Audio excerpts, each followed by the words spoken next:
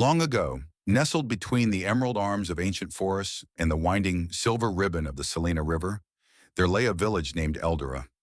It was a place where time moved slowly, where the songs of the river mingled with the whispers of the trees, and where life blossomed under the patient watch of nature. In this peaceful haven lived a man named Ethan.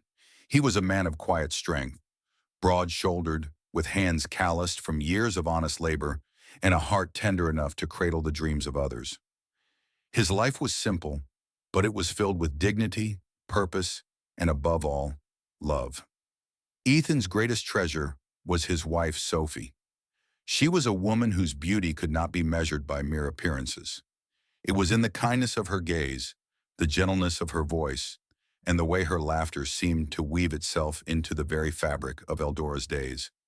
Together, they built a life that was modest yet radiant, a testament to a bond untouched by envy or greed. When Sophie became pregnant, it was as if the village itself celebrated alongside them.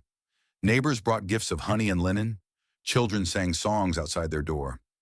And Ethan, proud, overjoyed Ethan, would dance beneath the moonlight, spinning Sophie in clumsy circles, promising her that their child would know only love, only safety.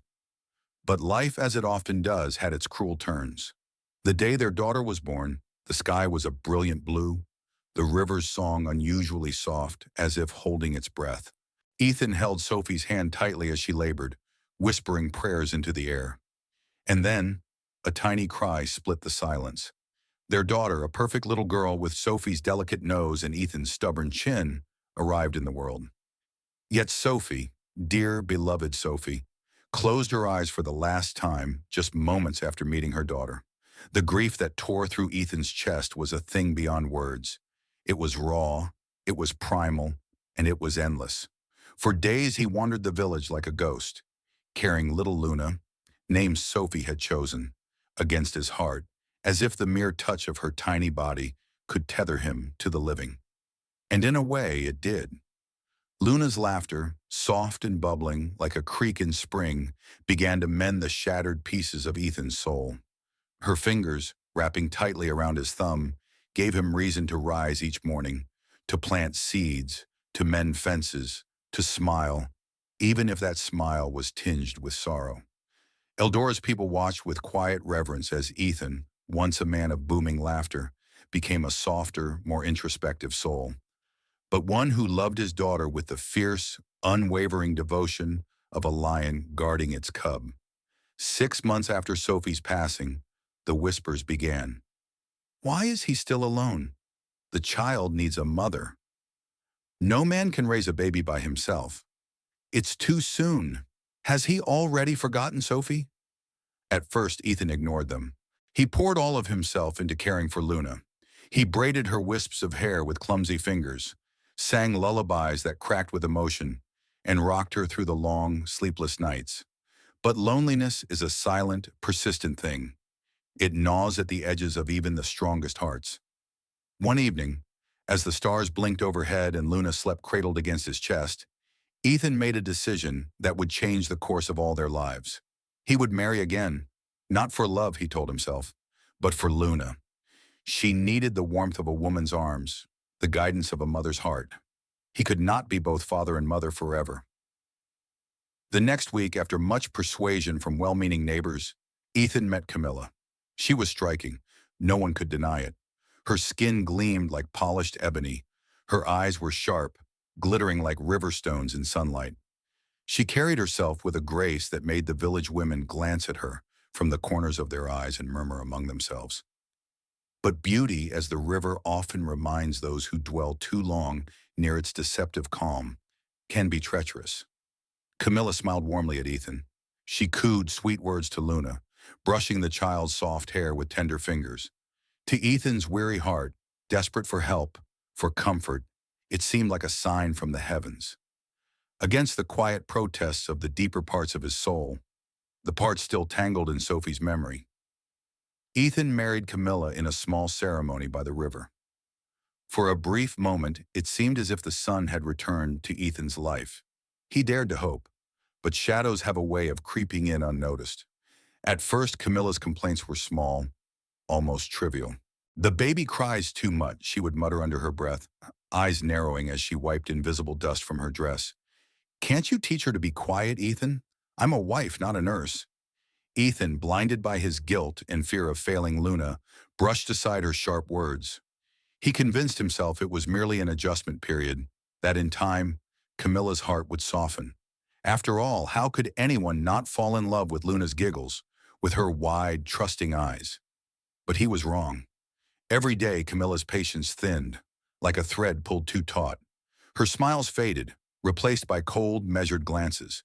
Her hands, once so gentle when visitors watched, grew careless and rough when they were alone. Still, Ethan clung to hope, the same way a drowning man clings to driftwood, ignoring the storm brewing on the horizon.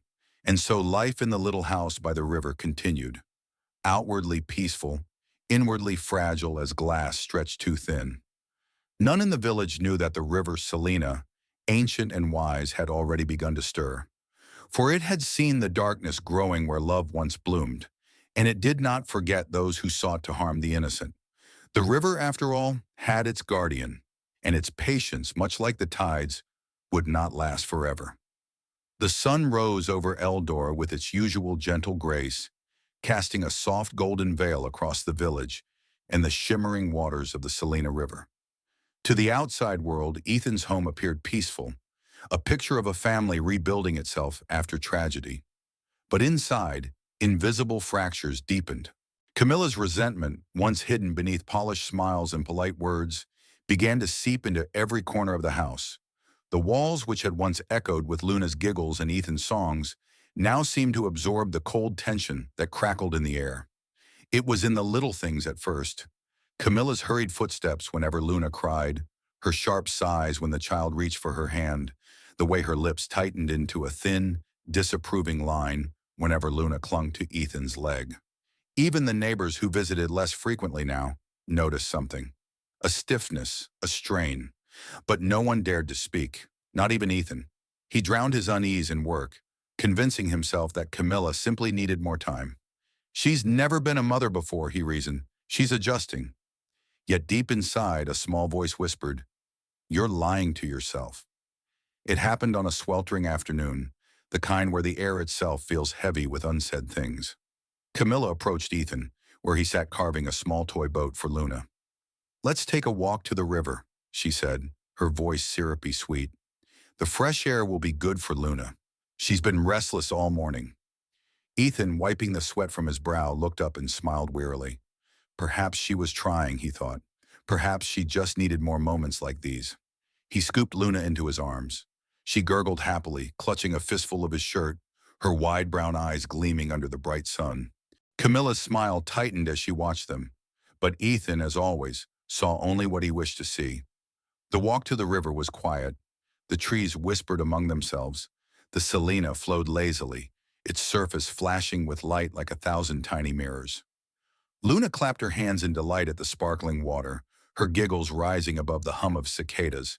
They settled under a great tamarind tree, whose roots knotted deep into the earth like the fingers of ancient hands.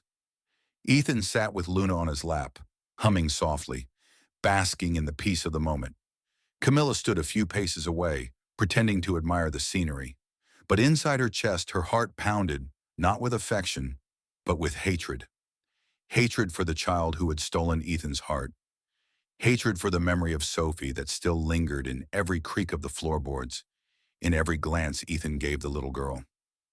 To Camilla, Luna was a living, breathing monument to all that she could never replace, and today she would erase it. Stretching lazily, Camilla turned toward Ethan with a soft smile. "Darling," she cooed, "would you mind fetching some herbs from the bush? I spotted some wild thyme earlier. It would go wonderfully with the stew tonight." Ethan hesitated. It wasn't like Camilla to show such domestic enthusiasm, but the hope that flickered in his heart, hope that she was finally bonding with Luna, overpowered his instincts. He rose carefully, handing Luna to Camilla, who cradled the child stiffly in her arms. "I'll be right back," he said, ruffling Luna's curls gently. Camilla smiled sweetly as he disappeared into the dense green, but the moment his footsteps faded, her mask dropped. She stared at Luna, so small, so trusting, and felt nothing but revulsion. Without hesitation, she walked toward the riverbank. The water lapped hungrily at the shore, as if sensing what was about to happen. Luna gurgled, reaching a tiny hand toward Camilla's face. Camilla's lip curled. Without a word, without a shred of remorse, she flung the child into the river. There was a small splash, a faint cry, and then silence. The Selena swallowed its newest secret without a ripple. Camilla knelt by the water's edge, quickly smearing dirt on her dress, pulling at her hair, even tearing her wrapper for effect. She began to wail, loud and mournful, the sound slicing through the heavy air. "Ethan! Ethan!" she screamed. Within moments, Ethan came crashing through the brush, wild-eyed and breathless. "What happened?" he shouted. Camilla collapsed into his arms, sobbing uncontrollably. She, she slipped," she gasped between heaving breaths. "I tried to save her, I swear, but the river was too strong. It took her from my hands." Ethan staggered backward, disbelief contorting his features. "No," he whispered. His knees buckled, and he fell to the earth, clutching his head. The river murmured in the background, a soft, mocking applause. Through his tears, Ethan gazed desperately at the river's endless surface, searching for any sign, a floating ribbon, a tiny hand, but there was nothing. Only the bright, merciless sunlight reflected at him. If only I hadn't left, he thought, his heart splintering anew. Camilla knelt beside him, feigning her devastation, but her mind was already elsewhere, thinking of the freedom she now had, the complete grip she could soon have over Ethan's broken, desperate heart. But the river had seen everything, and the spirits that dwelled within its depths stirred in silence, their ancient wrath gathering like a storm beyond the horizon. Camilla believed her crime was buried beneath the current. She was wrong, dead wrong. Days turned into weeks, but the weight of Luna's absence never lifted from Ethan's home. The house, once warmed by her laughter, now felt colder, hollower, as if even the walls mourned her loss. Ethan moved through his days like a man half alive, planting seeds, chopping wood, tending to chores with a mechanical emptiness that broke the hearts of those who watched him from afar. At night, he sat alone by the dying embers of the fire, staring blankly into the flickering shadows. His hands, once steady and sure, now trembled as he held the small wooden toys he had carved for Luna. They sat untouched on the mantel, silent witnesses to a life that had been cruelly torn away. Camilla, meanwhile, played her part to perfection. She cried with Ethan when neighbors visited. She wore black veils and sighed dramatically at village gatherings. She cooked elaborate meals that went uneaten and spoke often of grief, of healing, of moving forward. To the world outside, she was the very picture of a grieving stepmother. But inside the house, behind closed doors, Camilla grew bolder, colder, and more irritable. And then the whispers began. It started one night, as the wind howled against the shutters. Camilla, tossing and turning in the bed she now shared alone, while Ethan slumped in a chair by the fire, heard it, faint, almost imperceptible, the soft cry of a baby. She sat up sharply, her heart hammering in her chest. The sound was so familiar, so heart-wrenching, yet so impossible. She strained her ears, clutching the blanket tightly, but when she looked around, the house was still, no sound but the crackling fire. "It's just my imagination," she told herself, lying back down, forcing her eyes closed. But the next night it happened again. This time the crying was closer, delicate, wavering, as if the child was just beyond the walls, reaching out with tiny unseen hands. Camilla bolted upright, sweat dampening her forehead. She rushed to the door, threw it open, and peered into the moonlit darkness. Nothing. Only the trees swaying gently in the wind and the Selena River, glinting like molten silver under the stars. Still, the crying persisted, wrapping around her like a shroud. Terrified, Camilla slammed the door shut and barred it, whispering hurried prayers under her breath. Prayers she barely remembered. Prayers she never truly believed. Meanwhile, Ethan remained oblivious. Lost in his ocean of sorrow, he barely noticed Camilla's growing unease, her nervous glances over her shoulder, her increasingly erratic behavior. Until the evening, he found her crouched by the hearth, muttering to herself, rocking back and forth like a broken doll. He approached cautiously. "Camilla?" he said, his voice rough with disuse. She jerked up, her eyes wild. "Did you hear it?" she demanded. "The crying? The crying by the river?" Ethan frowned, a heavy sadness deepening the lines on his face. "There's no crying," he said quietly. "Only the river." Camilla's mouth opened as if to argue, but no words came. Instead, she slumped back against the wall, pressing trembling hands to her ears. The days that followed unraveled her even further. Camilla grew paranoid, snapping at Ethan for the smallest things. She burned food, spilled water, dropped dishes, her hands unsteady, her mind fraying at the edges. And always at night came the crying, soft, mournful, unrelenting. One evening, as the sun dipped low and painted the village rooftops in bruised shades of purple and gold, Ethan found himself drawn once more to the river. He sat beneath the ancient tamarind tree, his elbows resting on his knees, his face buried in his hands. "Luna," he whispered into the gathering dusk. "I'm sorry. I failed you." The river murmured in reply, the currents swirling in patterns too intricate for mortal eyes to understand. And then he heard it, a faint giggle, light, airy, like a whisper caught on the breeze. Ethan's head snapped up. Across the water, something shimmered. Not a shape exactly, but a presence. A flicker of warmth against the cold ache in his heart, and lying half buried in the riverbank mud was a small silver bracelet. His breath caught. It was Luna's bracelet, the one Sophie had woven from silver strands, etched with tiny sun and moon motifs. He had tied it around Luna's wrist himself the night she was born. His hands trembled as he lifted it free from the mud, the metal cool and heavy with memory. Ethan clutched the bracelet to his chest, a tear slipping down his weathered cheek. The breeze picked up, carrying with it the faintest sound, a baby's laughter, playful and clear. That night he returned home with the bracelet hidden in his pocket, and a growing suspicion he could no longer ignore. Camilla noticed immediately. Her eyes darted to the bulge in his pocket, her body stiffening. "What is that?" she asked sharply, her voice tight with something that might have been fear. Ethan said nothing.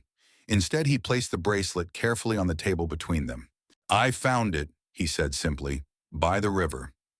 For the first time since Sophie's death, Camilla's carefully constructed mask cracked. Her face blanched. Her hands gripped the edge of the table until her knuckles turned white. And in that moment, Ethan saw it, the truth she had tried so desperately to hide. He didn't need to ask any more questions. He didn't need to hear her lies. The river had told him everything he needed to know. The bracelet gleamed under the dim light of the hearth, a silent accusation between them. Ethan stood still, his arms crossed over his chest, eyes locked on Camilla. She, in turn, seemed rooted to the ground, a statue carved from fear and guilt. For a long, heavy moment, neither spoke. The house itself seemed to hold its breath. Finally, Ethan broke the silence, his voice low and strained. "Is Luna the only child in this village who wore a bracelet like this?" he asked. Camilla swallowed hard, her lips twisted into a brittle smile. "You're being foolish, Ethan," she snapped. "Grief is clouding your mind. It's just a piece of jewelry, hundreds like it." But the lie came too quickly, too desperately. Ethan's jaw tightened. "No," he said, his voice like a blade sliding from its sheath. "Sophie made this bracelet herself, for Luna. I tied it onto her wrist the night she was born." Camilla's face paled, the blood draining from her cheeks. Ethan stepped closer, the heat of his anger radiating from him like a fire barely contained. "You told me the river took her," he continued, his words slow and deliberate. "You cried and mourned. Yet somehow this—" He lifted the bracelet, letting it swing gently. "This survived, and you never thought to tell me." Camilla's eyes darted to the door as if calculating her chances of escape. But there was nowhere to run. Instead, she threw up her hands in exasperation. "Fine," she cried. "If it makes you feel better, believe whatever fantasy you like. Blame me for your sorrow, Ethan. Drown yourself in it. Just don't expect me to sit here while you lose your mind." She turned sharply, grabbing a shawl from the chair, her movements jerky and angry.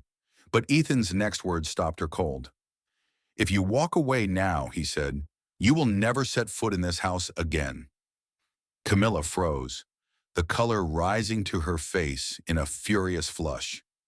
For the first time since their hurried wedding, Ethan's voice carried the authority of a man no longer blinded by loneliness or guilt, but sharpened by something stronger, the terrible clarity of betrayal. She turned back to face him, her chest heaving. "And what would you do without me?" she spat. "You're nothing but a broken man clinging to ghosts. You needed me then. You still need me now." Ethan shook his head slowly. "I needed hope," he said quietly. "I needed kindness. I needed someone who could love Luna, not destroy her."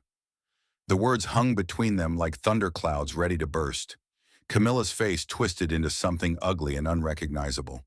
Her polished veneer shattered completely, revealing the bitterness that had festered beneath. "You loved her more than you ever loved me," she hissed. "You never saw me. You never cherished me the way you cherished that brat." Ethan's hands balled into fists at his sides, but he forced himself to remain still. "She was a child," he said, "an innocent." Something dark flickered in Camilla's eyes, a glimmer of the rage that had driven her to that terrible act by the riverbank. "And now she's gone," she whispered, almost to herself. "Gone, and there's nothing you can do to bring her back." The air in the room grew heavier, as if the walls themselves leaned closer to listen. Ethan stared at her, a terrible sadness filling him. Not for himself, but for the woman standing before him, who had chosen hatred over love, cruelty over compassion. "You're wrong," he said finally, his voice as steady as the river's current. "She's not gone." Camilla laughed on a harsh, brittle sound. "You're mad," she sneered. "Completely mad." But even as she spoke, a chill slid down her spine. Because in that moment, the front door creaked open, though no wind blew, and no hand touched it. Both Ethan and Camilla turned, their eyes wide. There, standing in the threshold, silhouetted against the silver light of the moon, was a small figure, a little girl. Her hair was wild, her dress simple and threadbare, but her presence filled the room with a quiet, undeniable power. Hope, or Luna. Camilla stumbled backward, her breath catching in her throat. "No," she whispered. "No, it can't be." The child stepped forward, her bare feet silent on the worn wooden floor. She looked first at Ethan, her gaze soft and full of unshed tears. Then she turned her eyes to Camilla, and in them, Camilla saw not fear, not confusion, but something deeper, something older, a reckoning. "You tried to erase me," the girl said, her voice low but clear, like the first rumble of an oncoming storm. "But love cannot be drowned. Truth cannot be silenced." Camilla shook her head wildly, backing away, her hands fluttering like trapped birds. "This is a trick," she cried. "Some wicked trick."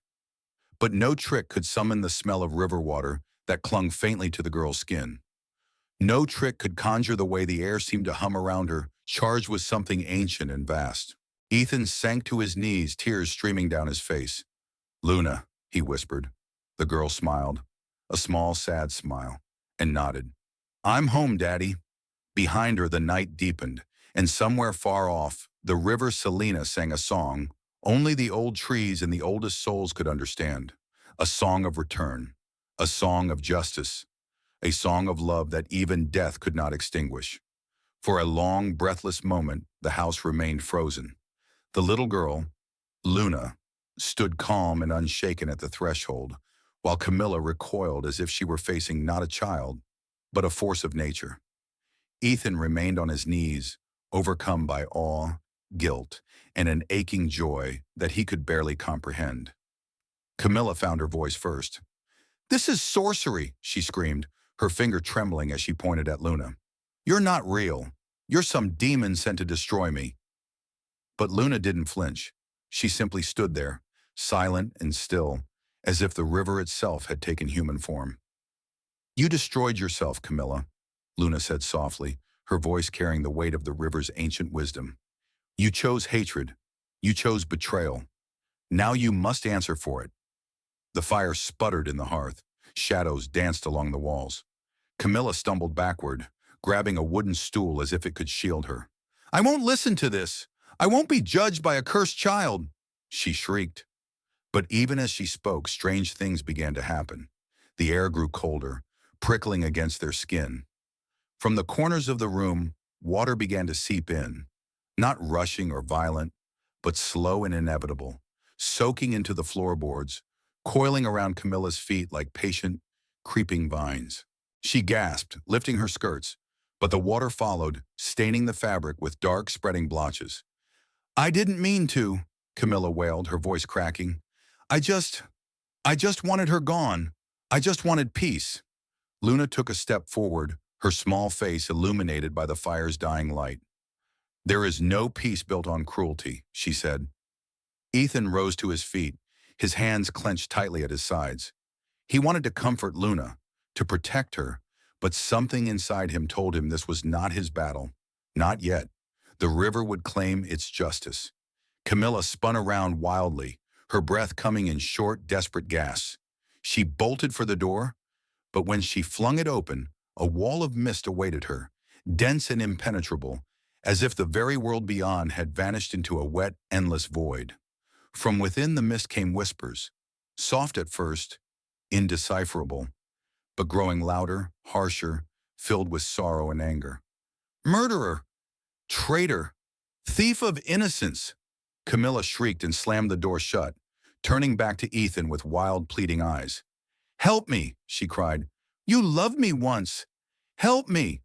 But Ethan, heart heavy with grief and betrayal, simply shook his head. "I love the woman I thought you were," he said, "not the monster you chose to become." The house shuddered as a low rumble vibrated through the earth. Water now pooled ankle-deep across the floor, shimmering strangely under the flickering light. Luna, or something greater moving through Luna, lifted her hands slowly. At that simple motion, the whispers crescendoed into a roar, and the mist began to seep into the house through the cracks around the windows and doors. Camilla screamed, backing into a corner, her hands over her ears, her eyes squeezed shut. "I won't go," she sobbed. "I won't be taken." But the river had already decided. A gust of icy wind slammed through the room, extinguishing the fire in an instant. Darkness enveloped them, broken only by the silver glow that clung to Luna like a second skin. In that spectral light, Camilla's form flickered, no longer solid, no longer sure.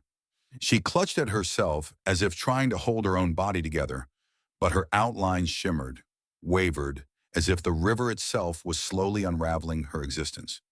"You chose this," Luna said, her voice echoing from everywhere and nowhere at once. Camilla fell to her knees, her face a mask of pure terror. "I'm sorry," she shrieked. "Please, mercy." But the river, like time, does not turn back for regrets. The last thing Ethan saw before the mist swallowed her completely was Camilla's tear-streaked face, her mouth open in a soundless scream. Then, silence. The water receded as swiftly as it had come, soaking back into the earth. The mist lifted, revealing only Ethan and Luna standing in the empty, quiet house. No trace of Camilla remained. Only the faint scent of river water lingered. Fresh, clean, and final. Ethan fell to his knees once more, overcome. He looked at Luna. No, not just Luna, but something more, something sacred, and whispered, "Forgive me." Luna smiled sadly. "You always loved me, Daddy," she said. That was enough. Tears coursed down Ethan's weathered cheeks. He reached out, and Luna came into his arms without hesitation, her small body warm and real against his chest. Outside, the Salina River flowed on, eternal, unbothered by the dramas of men, but never forgetting. Never forgiving cruelty without consequence. In the days that followed, life in Eldora returned to its slow, steady rhythm. The villagers whispered about the night the mist swallowed Ethan's house, but no one dared ask questions. No one dared disturb the peace that had finally, mercifully, settled over the little home by the river. As for Ethan and Luna, they lived quietly, tending to their gardens, singing songs to the moon, and walking often by the river's edge. And every time Luna smiled, it was as if Sophie herself smiled through her. A reminder that love, true, selfless love, endures beyond death, beyond betrayal, in the reach of even the deepest waters. The village, usually bustling with quiet gossip and slow-moving life, now pulsed with an invisible energy. Something had shifted, something the old women whispered about in the markets, and the children felt in their bones. Ethan noticed it first. One morning, as the mist still clung to the earth and the Salina River sang its endless lullaby, he stepped out into his small garden, a patch of land that had refused to bear fruit for years, ever since Luna had been taken. Now before his disbelieving eyes, green shoots burst from the dark soil. Rows of corn, beans, and tomatoes stretched proudly toward the rising sun, their leaves heavy with dew and promise. The barren earth, once cracked and dry, was rich, dark, and humming with life. Ethan knelt, running his fingers through the cool, fragrant soil. Tears blurred his vision. The land had forgiven him. The river had blessed him. Inside the house, Luna watched from the window, a serene smile playing on her lips. She said nothing, but her very presence seemed to breathe life into everything around her. Later that day, the villagers came. At first, they approached cautiously, casting nervous glances at Ethan's door. Stories of mist, whispers, and a little girl who had returned from the river spread faster than wildfire. But when they saw the bounty growing in Ethan's fields, when they saw the light that seemed to glow from within his once grieving eyes, their fear melted into awe. Old men who had limped on weary legs found their strength returning when they visited. Mothers who struggled to feed their children discovered unexpected gifts of food left at their doors. Fresh fish, wild honey, baskets of ripe fruit no one could explain. The elders held secret meetings in the Great Hall, consulting dusty scrolls and half-forgotten legends. It was the oldest among them, wise old grandmother Isella, who finally spoke aloud what many feared to believe. "The river has given us back what was taken," she said, her voice quivering with reverence. "The child is not merely returned. She is touched by the spirit of Salina herself." The village bowed its head in humble acceptance. Meanwhile, Ethan and Luna lived simply. Each evening, as the sun bled into the horizon and painted the sky in streaks of crimson and gold, they sat beneath the great tamarind tree by the river. Ethan would carve small wooden toys, boats, birds, horses, while Luna watched quietly, her hands weaving tiny flower crowns from the wild blooms that now carpeted the riverbank. It was during one such evening, as the cicadas sang their twilight songs, that Luna finally spoke of what had truly happened. "Daddy," she said softly, her fingers twisting a daisy between them. "Do you know why I came back?" Ethan set down his carving knife, his heart thudding. "I know the river saved you," he said, "but I don't understand why. Why now?" Luna turned to face him, her brown eyes deep and endless, like the river itself. "When Camilla threw me into the river," she said, her voice as steady as the flowing water, "I should have been lost. But Salina, the spirit of the river, caught me. She wrapped me in her waters and kept me safe." Ethan swallowed hard, listening intently. "For years I lived beneath the river," Luna continued. "I grew not in body, but in spirit. I watched, I learned, and when the time was right, when your heart had softened and the village was ready, Salina sent me back." Ethan's hands trembled. "Sent you back for what, my little one?" he whispered. Luna smiled, and in that smile was a wisdom far older than her few years. "To heal," she said. "To remind. To bless." She stood, brushing the petals from her dress. "And to protect," she added. That night, Ethan couldn't sleep. He sat by the window, staring at the silver ribbon of the river as it wound its way through the valley, feeling both humbled and terrified by the truth. His daughter was no longer merely his daughter. She was something more, a bridge between worlds, a living testament to the mercy and memory of the natural world. And he was her guardian. He made a silent vow beneath the stars. "No harm will ever come to you again, Luna. Not while I draw breath." The river, as if hearing his vow, gurgled softly in the dark, a sound like laughter, like approval. As the weeks passed, prosperity returned to Eldora. The fields yielded more crops than the villagers could remember. Illnesses that had plagued the village for generations faded into rare memory. Even the animals, cows, goats, and chickens, grew fat and strong, their offspring numerous and healthy, and Luna, she blossomed like a wildflower after a long drought. Her laughter, once stolen by the river, now filled every corner of Ethan's home. Her touch healed wounded birds, coaxed stubborn seeds to sprout, and soothed crying infants. The villagers, once wary, now came bearing gifts. Woven baskets, sweet breads, hand-stitched clothes, laying them at Ethan's doorstep as silent offerings of gratitude and respect. Yet through it all, Luna remained humble. She never claimed power. She never demanded worship. She lived simply, loved freely, and carried within her the silent, shimmering memory of the river that had once cradled her in its depths. And every evening, as the stars blinked open one by one across the velvet sky, she would sit beneath the tamarind tree, close her eyes and listen to the river's song. The song of life, the song of forgiveness, the song of a love that even death could not drown. For a time, Eldora lived in an unbroken dream. Harvests flourished, the river ran clear and full, and the villagers, once worn and weary, found laughter easier and hearts lighter. It was as if the land itself had been reborn through Luna's quiet presence. But blessings, like all precious things, often draw unwanted eyes. The trouble began with the arrival of a stranger. One morning, under a sky heavy with clouds, a rider approached the village gates. A man draped in fine, dust-streaked clothes atop a powerful black stallion. His name was Lord Cassian, a landowner from the far cities, a man whose wealth was rivaled only by his ambition. Cassian had heard whispers of Eldora's sudden prosperity, of crops that never failed, livestock that never sickened, and a child who was said to work quiet miracles. He did not believe in miracles, but he believed in opportunity. And so he came, not with gifts or goodwill, but with contracts and promises written in the slippery language of men who saw the earth not as a living thing, but as a prize to be conquered. The villagers gathered hesitantly as Cassian dismounted, his boots stirring dust at their feet. He smiled, a predator's smile hidden behind a polished mask. "My friends," he said smoothly, spreading his arms wide, "I have heard of your good fortune, and I am here to offer partnership, investment, a future beyond anything you could imagine." He spoke of roads, markets, wealth, tempting dreams for people who had once struggled simply to survive.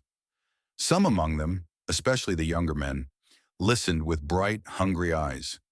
But the older ones, those who remembered the hard years, the losses, the pain, shifted uneasily. They had learned the river's lessons well. Nothing comes without a cost. Ethan stood among the crowd, Luna's small hand tucked firmly in his. He watched Cassian with narrowed eyes, feeling the slickness beneath his words, the hollowness behind his promises. Luna, for her part, remained silent, her gaze steady and unreadable.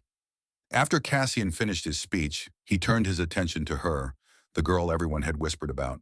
"You must be the little miracle," he said, kneeling so that his sharp blue eyes were level with hers. "Tell me, sweet one, how does a place so small grow so rich so fast?" The villagers held their breath, waiting, but Luna simply smiled, a slow, knowing smile, and said nothing. Cassian's smile tightened. He straightened, brushing dust from his immaculate coat. "Think carefully," he said to the crowd, his voice ringing out across the square. "The world is changing. Those who cling to the past will be left behind. Those who seize opportunity will thrive." With that, he mounted his horse and rode away, leaving a swirling cloud of dust in his wake. But he had planted a seed, and seeds, as Eldora knew all too well, had a way of growing, whether for good or ill. That night, under a sky thick with restless clouds, Ethan and Luna sat beneath the tamarind tree. The river flowed quietly nearby, its song muted as if it too sensed the tension hanging in the air. "He's dangerous," Ethan said, his voice low. Luna nodded, plucking a blade of grass and twisting it between her fingers. "He doesn't understand," she said softly. "He sees only what he can take, not what he must respect." Ethan looked at her, so young yet speaking with the gravity of someone far older. "What should we do?" he asked. Luna turned her gaze to the river, her eyes reflecting the pale light of the hidden moon. "We wait," she said. "We watch. The river will guide us." And so they did. In the days that followed, Cassian returned, not with promises this time, but with pressure. He offered gold for their lands. He sent men to help them modernize their farms. He whispered in the ears of the discontented, sowing doubts, feeding ambition. And when the villagers hesitated, when they clung stubbornly to their old ways, he grew less polite. Fences were torn down. Wells were poisoned. Fields were set ablaze under the cover of night. Fear began to creep back into Eldora, a familiar, unwelcome visitor. The elders gathered, voices raised in anger and confusion. "We cannot fight him," one muttered. "He has men, weapons." "He will ruin us all," another said. "He will turn Eldora into ash." Ethan listened, his fists clenched at his sides. He wanted to fight, to shout, to protect. But how do you battle a man who wielded power like a sword, backed by laws written far beyond the reach of their quiet village? Beside him, Luna stood silently, her face calm, almost serene. Finally, when the arguing reached its peak, she spoke. "We are not powerless," she said. The room fell silent, all eyes turning to her. "The river chose this village," Luna continued, her voice steady. "It remembers our kindness. It mourns our losses. It will not let us be taken easily." Some scoffed. Others crossed themselves nervously. But Ethan, and the oldest among them, those who remembered the stories passed down through generations, felt a shiver of hope stir within them. That night, as the first drops of rain began to patter against the thatched roofs, Ethan and Luna stood once more at the river's edge. Luna knelt, placing her hands gently on the cool, damp earth. She closed her eyes and whispered in a language Ethan did not recognize, a language older than the village, older even than the river itself. The wind stirred. The river's song grew louder, swelling with a deep, rumbling power. And somewhere in the distance, unseen by mortal eyes, the spirits of Selena woke from their slumber, ready to defend what was theirs. The rain came heavier as night fell, drumming against rooftops and swelling the Selena River until its waters pulsed and throbbed with a restless life. Ethan stood at the window of his small house watching as the storm rolled over Eldora. Lightning forked across the sky, illuminating the river's surface in flashes of silver and blue. Beside him, Luna stood silently, her gaze distant, her small hands folded calmly before her. In the distance, hidden in the folds of darkness, Cassian's campfire lights flickered stubbornly against the wind. He had set up a makeshift outpost just beyond the village borders, a bold declaration that he would not leave quietly. His men, arrogant and sneering, had begun marking the villagers' land with wooden stakes, driving them into the soil as if it already belonged to him. Cassian believed the land could be bought. He believed the river could be tamed. He was wrong. That night, as the clock of unseen forces began to strike, Eldora would remember who truly ruled the earth, the water, and the hearts of those who lived humbly upon it. Shortly after midnight, as the last of the village lanterns sputtered and died, the river stirred. It began as a low rumble, so soft it might have been mistaken for the grumble of thunder. But it was not the sky that moved. The waters of Selena shifted, coiling like a living thing, surging up its banks in tendrils of mist and foam. Trees bent their limbs low, whispering warnings to the earth. The stones along the shore trembled. Ethan, sensing the change, stepped outside, shielding his eyes against the rain. Luna stood at the river's edge, barefoot in the mud, her white dress whipping around her like a flame in the wind. She turned her head slightly, just enough for Ethan to hear her voice over the roar of the rising waters. "They are coming," she said softly. "The river spirits are awake." Ethan's breath caught. Out beyond the fields, Cassian's men were roused from their beds by a sudden unnatural chill. Their fires guttered out in an instant, leaving them stumbling in confusion through the swirling mist that seemed to rise from the ground itself. Then, the first scream. It tore through the night, high and shrill, quickly cut off. The men spun, weapons drawn, but they could see nothing, only the thick, curling fog that swallowed their torches and muffled their shouts. And then the river came for them. Not as a simple flood, not as a wave of brute water, but as something far more terrifying. Shapes formed from mist and current, outlines of beings ancient and merciless, with eyes like molten silver and mouths that whispered of judgment. One by one, Cassian's men fell. Some vanished without a sound, pulled into the mist. Others dropped their weapons and fled blindly into the darkness, only to find the earth opening beneath them, sucking them into watery graves hidden just below the surface. Cassian himself stood frozen outside his lavish tent, his sword shaking in his hand. He watched, powerless, as the fog closed in, swirling into the shape of a woman, tall, regal, her hair flowing like riverweed, her gaze piercing through the very marrow of his bones. It was Naira, the spirit of Selena. "You dared," she whispered, though her voice boomed like a crashing wave. "You dared lay claim to what was never yours." Cassian dropped to his knees, the sword falling from his limp fingers. I, I didn't know," he stammered. "I didn't mean—" "Your ignorance is no shield," Nira replied coldly. "Your greed, your violence, your contempt, they have weighed your soul, and you have been found wanting." She raised one hand and the river responded. A column of water rose behind her, writhing and twisting like a living serpent. Cassian tried to run, but the mud clung to his boots. The mist filled his lungs, and the earth itself seemed to reject him. With a roar that shook the very bones of the valley, the river struck. Cassian was flung backward, swallowed by the surge. When the mist finally cleared and the rain softened to a misty drizzle, there was no sign of him. Only a torn scrap of his velvet cloak clung to a tree branch near the river's swollen edge. The villagers, woken by the noise but held back by some deep instinct of awe and fear, gathered at dawn. They stood in silence, staring at the empty fields, the shattered camp, the untouched village beyond. Ethan stepped forward, Luna by his side. He knelt by the riverbank, bowed his head and whispered, "Thank you." The river gurgled softly in reply, its surface smoothing into a mirror once more. Later that day, under a pale, apologetic sun, the village elders gathered. There were no boasts, no celebrations.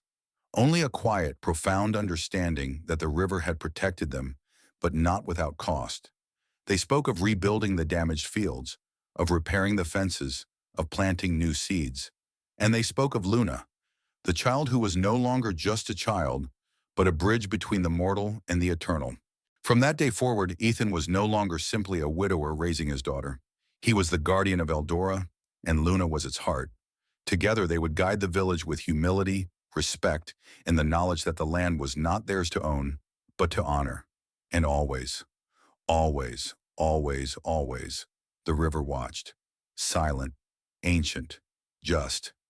In the weeks following Cassian's disappearance, Eldora bloomed in ways no one had ever seen before. The fields, once scorched and battered, now shimmered with life. The crops grew taller, greener, richer. Flowers, wild, vibrant, untamed, spilled from the river banks and carpeted the village paths. Fruit trees, long barren, hung heavy with golden harvests. Even the air itself seemed sweeter, carrying the sense of jasmine and fresh rain. But it wasn't just the land that changed, it was the people. Old grudges quietly dissolved. Quarrels between neighbors softened into laughter. Elders who had once worried about the village's survival now spoke of a future so bright it felt almost like a dream. At the heart of it all was Luna. She moved through the village like a quiet breeze, never demanding attention, never seeking praise. Yet wherever she went, goodness followed. A sick child clutched her hand and woke the next morning fever-free. A broken well, long dry, flowed with crystal-clear water after she rested beside it for an afternoon. Fields devastated by blight sprouted anew after she walked their furrows barefoot. The villagers began to call her, reverently and with awe, the River Child. They brought her offerings, simple gifts, woven baskets, carved figures, bundles of wild herbs. They never spoke of worship, for they understood instinctively that Luna was not a goddess to be adored, but a gift to be cherished. Ethan watched it all with a heart full of wonder and pride. Yet deep inside, a seed of unease began to grow. He had accepted long ago that Luna was no ordinary child.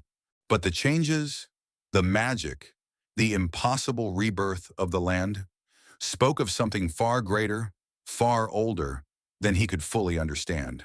And he feared that one day someone might come seeking her, someone who would not see her as a blessing, but as a prize to be taken. One evening, as the first stars freckled the velvet sky, Ethan and Luna sat beneath the ancient tamarind tree. The river Selena flowed gently beside them, its waters reflecting the dying light of the sun. Ethan cleared his throat. "Luna," he said, his voice low and hesitant, "there's something I need to ask." She turned to him, her face serene in the twilight. "Why you?" he asked, the words spilling out before he could temper them. "Why did Selena choose you? Why not another?" Luna was silent for a long moment. Then very softly she began to speak. "I was born of two worlds," she said, "the world of men and the world of the river." Ethan's brow furrowed. "I don't understand." Luna's fingers toyed with a fallen leaf. "When I was thrown into the river," she continued, "I should have died. My body, my soul, should have been lost to the current. But Selena caught me. She carried me deep into her heart." Her eyes lifted to meet his, and in them Ethan saw depths he could not fathom, tides of ancient wisdom swirling behind a child's gentle gaze. "She did not just save me," Luna said. "She made me new. Part of me is still your daughter, Daddy, but part of me belongs to the river." Ethan's throat tightened. "What does that mean?" he whispered. Luna smiled, a bittersweet smile, both joyful and sorrowful. "It means I was sent back not only to heal Eldora," she said, "but to prepare it." "Prepare it for what?" Ethan asked, fear coiling in his chest. Luna turned her gaze to the horizon, where the dark silhouettes of the forest loomed against the fading light. "There are greater storms coming," she said softly, "beyond Cassian, beyond greed. Forces that will seek to consume, to corrupt, to destroy. Eldora must be strong. It must remember who it is and what it stands for." Ethan's heart pounded. He had thought, foolishly perhaps, that once Cassian was gone, peace would reign forever. But Luna was telling him that their true test had only just begun. "I don't want to lose you," he said hoarsely. Luna reached out and placed her small hand over his. "You won't," she said. "Not truly. I am part of this land now, part of you, part of everything." A cool breeze stirred, rustling the leaves, carrying with it the faint scent of the river. Clean, endless, eternal. Ethan pulled her into his arms, holding her tightly, as if he could anchor her there with sheer force of will. For a long time they sat like that, a man and a child at the edge of the world, bracing themselves for whatever storms the future would bring. Across the river, hidden among the deep shadows of the trees, unseen eyes watched. A figure cloaked in gray, with eyes as cold as polished stone, marked the village with silent disdain. He had heard the rumors. He had seen the impossible crops, the miraculous healings, and he understood something the villagers did not. The river child was not just a blessing, she was a power worth possessing. The figure turned and melted into the woods, disappearing like smoke into the gathering darkness. The peace of Eldora, hard-won and deeply cherished, was about to be tested once more. But this time, the threat would come not with promises and poisoned words, but with hunger for dominion, in a darkness that even the river's ancient spirits might struggle to repel. The night came heavy and unnatural over Eldora. The stars, once scattered like diamonds across the velvet sky, were smothered by a thick curtain of dark clouds. The river Selena, ever a song of life and peace, now whispered in uneasy tones, its waters churning in restless eddies. Something was coming, and this time, the river alone would not be enough. It began with a tremor. The earth shivered underfoot, so subtly that at first the villagers thought it was the wind. Then came the second tremor, stronger, sharper, rattling windows and making the animals stir and cry in fear. Ethan bolted upright from his chair by the hearth. Luna, already awake, stood silently by the door, her hand resting on the wood as if feeling the pulse of the earth through it. "They're here," she said quietly. Ethan's mouth went dry. "Who?" he whispered, but deep down, he already knew. Across the village fields, a group of riders emerged from the tree line, Cloaked figures mounted on dark, snarling beasts that were neither horses nor anything natural to Eldora's lands. At their lead rode the gray-cloaked figure, the one who had watched from the shadows, who had seen in Luna not a child, but a weapon to be seized. His name was Malric, and his heart was as hollow and cold as the stones of the forgotten cities he hailed from. He sought dominion not only over Eldora's fertile lands, but over the river child herself. For if he could bend her will to his own, no kingdom, no empire, no world would be beyond his grasp. The villagers gathered, trembling in the square, clutching their children and each other, their faces pale in the moonless dark. They had no weapons strong enough, no walls high enough to repel what was coming. They had only each other. And Luna. She stepped forward from the crowd, her small form straight-backed and steady. Ethan tried to stop her, his hand reaching out in desperation, but she shook her head gently. "This is my fight," she said. "No," he rasped. "Not alone." Luna smiled, a smile so filled with sorrow and strength that it broke Ethan's heart anew. "I was never alone," she whispered. "You taught me that." Malric and his riders swept into the village like a thunderhead. He dismounted with eerie grace, his long cloak trailing behind him like a shadow come to life. "So," he said, his voice oily with false civility, "you must be the river child." Luna stood her ground, barefoot in the mud, her hair wild around her face. "I am," she said simply. Malric's smile widened, revealing teeth too sharp to be human. "Come with me," he said, holding out a gloved hand. "I can offer you a place of honor, power beyond imagination. You were born for more than this squalor." Behind him, his men chuckled darkly.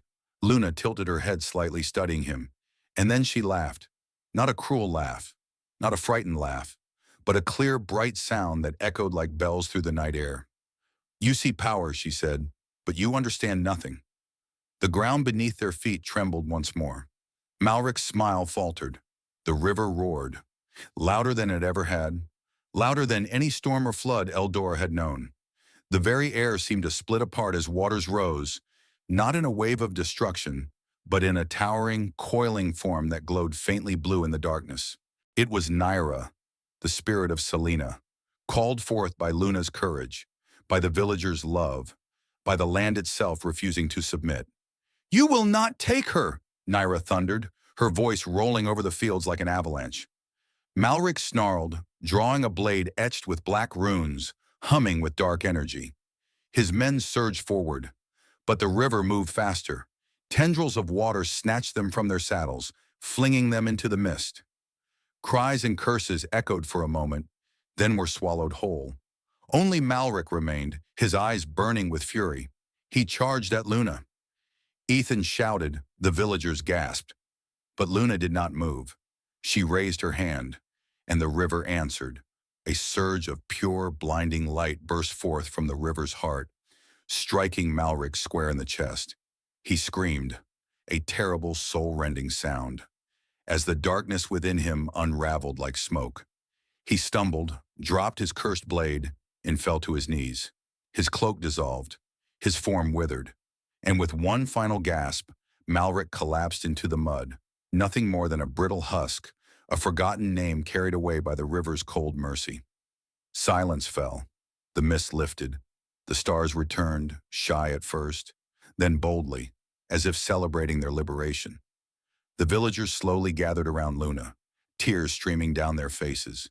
They knelt, not in worship, but in gratitude. Ethan approached her last. He dropped to his knees before her, head bowed. "My daughter," he said, his voice breaking. "My miracle."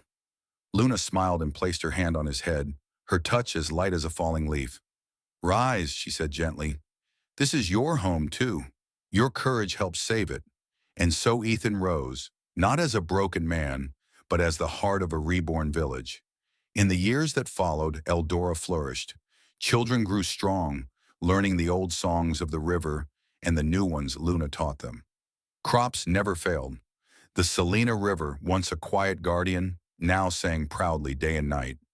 And at the center of it all was Luna, the river child, the bridge between old magic and new hope. Some said she would never grow old.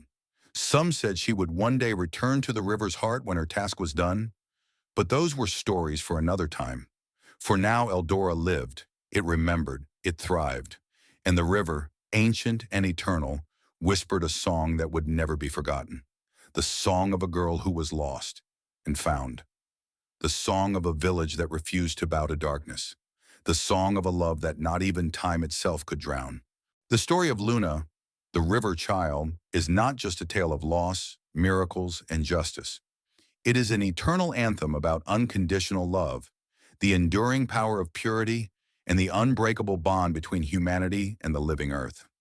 In a world threatened by greed, betrayal, and corrupted power, Eldora chose another path, the path of faith, memory, and promises that time could not erase. Luna did not conquer through weapons or brute force. She triumphed through the incorruptible innocence she carried and through the silent, ancient bond between people and nature. It was Ethan's unwavering love and the quiet loyalty of simple villagers that summoned forces mightier than any army.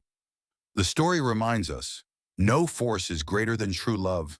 No darkness can overcome a united community standing for what is right. And no curse can ever touch a soul protected by the river's spirit. There will always be Cassians and Malrics, those blinded by ambition and greed. But as long as there are people like Ethan, like Luna, like the hearts of Eldora, the light will never truly fade, because the river remains, and it remembers.